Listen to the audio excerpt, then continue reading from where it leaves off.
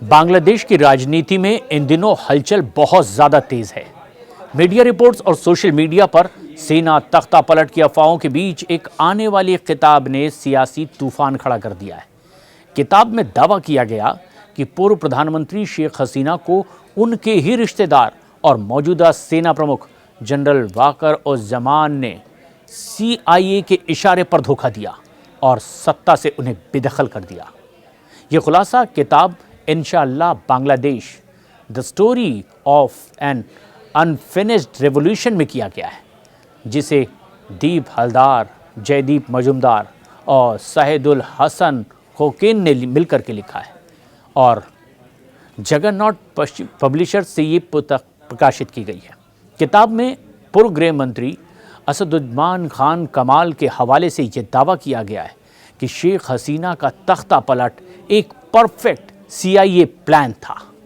और किताब में असदुज्जमान के हवाले से ये बात भी सामने आई, जिसमें कहा गया कि हमें पता ही नहीं चला कि CIA ने वाकर को अपने जाल में ले लिया और हमारी इंटेलिजेंस एजेंसियां भी हसीना को सचेत तक नहीं कर पाई कि सेना प्रमुख ने उनके खिलाफ साजिश रची है। उन्होंने ये भी कहा कि अमेरिका का मकसद दक्षिण एशिया में मजबूत नेताओं मोदी, शी जिनपिंग और हसीना को कमज़ोर करना था ताकि अमेरिकी हित सुरक्षित रहें। और ऐसे में सबसे नाजुक कड़ी पर चोट की गई। चुना गया देश बांग्लादेश और शेख हसीना को वहां सत्ता से बाहर कर दिया गया। किताब में एक और चौंकाने वाला दावा आया। इसमें कहा गया कि इस साजिश के पीछे सेंट मार्टिन द्वीप की भू राजनीतिक अहमियत भी एक बड़ा कारण थी। ये द्वीप बंगाल की खाड़ी में म्यांमार सीमा के पास है और सामरिक दृष्टि से ये बहुत अहम माना जाता है।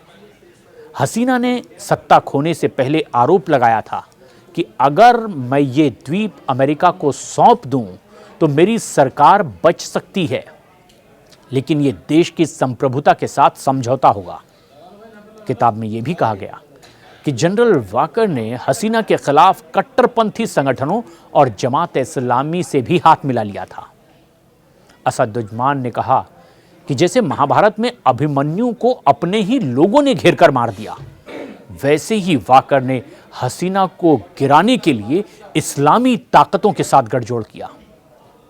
इस किताब के लेखकों के मुताबिक ये बातचीत दिल्ली के एक होटल में हुई थी, जहां आवामी लीग के 2 पूर्व सांसद भी मौजूद थे।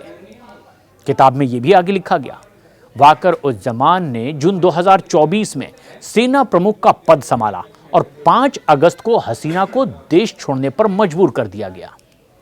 वहां के पूर्व गृह मंत्री के मुताबिक ये जनरल का पहला सीक्रेट मिशन था और उसी नेता को गिराया जिसने उसे सेना प्रमुख बनाया है। वहीं दूसरी तरफ ये किताब ऐसे वक्त में आई है जब बांग्लादेश में सेना की भूमिका को लेकर लगातार विवाद गहराता जा रहा है। 11 अक्टूबर को मीडिया में रिपोर्ट आई कि सेना ने बांग्लादेश में अपने 15 अधिकारियों को हिरासत में ले लिया है, जो हसीना शासन के दौरान विपक्षियों के गायब होने में शामिल थे। और अब बढ़ते असंतोष के चलते वाकर को अपना सऊदी अरब दौरा भी रद्द करना पड़ा है। लेकिन किताब में खान के हवाले से लिखा गया कि पाकिस्तान की जासूसी एजेंसी ISI लंबे समय से जमात इस्लामी के साथ काम भी कर रही है। कुछ ISI प्रशिक्षित लोग तो जमात की पंक्तियों में घुसपैठ कर चुके हैं, जिन्होंने जून के आखिरी हफ्ते में पुलिस कर्मियों की हत्या में बहुत अहम भूमिका निभाई। और जब हालात बिगड़ने लगे तो वहां के गृह मंत्री के तौर पर खान को पुलिस अधिकारियों ने बताया कि ISI के लोग छात्र प्रदर्शनकारियों के बीच में शामिल हो गए हैं। वो तुरंत प्रधानमंत्री हसीना के पास पहुंचे, लेकिन वहां उन्हें बताया गया कि सेना प्रमुख ने भरोसा दिया है कि वो स्थिति को संभाल लेंगे। यहां तक कि सेना प्रमुख, जो हसीना के रिश्तेदार भी हैं, इन्होंने प्रधानमंत्री की मौजूदगी में कहा फौज हालात पर काबू पा लेगी। और खान ने उस बैठक का भी जिक्र करते हुए कहा कि मैंने प्रधानमंत्री से कहा था कि पुलिस ढाका के हर एंट्री पॉइंट पर तैनात रहेगी ताकि बाहर से कोई भी भीड़ शहर में ना घुस सके। वाकर ने वही कहा कि जनता का पुलिस पर भरोसा खत्म हो चुका है और अब सेना को ही प्रदर्शनकारियों को रोकना चाहिए। उन्होंने आगे ये भी बताया, कहा कि मैंने पेशकश की थी कि मेरे पुलिसकर्मी गण भवन की सुरक्षा करेंगे, लेकिन वाकर ने कहा कि इसकी जरूरत नहीं है। सेना यह सुनिश्चित करेगी कि कोई भी प्रधानमंत्री निवास के करीब पहुंचे और वहीं पहले रोक दिया जाए। हसीना ने उस शाम वाकर पर भरोसा किया और फिर अगले दिन क्या हुआ, पूरी दुनिया ने देखा। शेख हसीना को ही बांग्लादेश से बाहर होना पड़ा।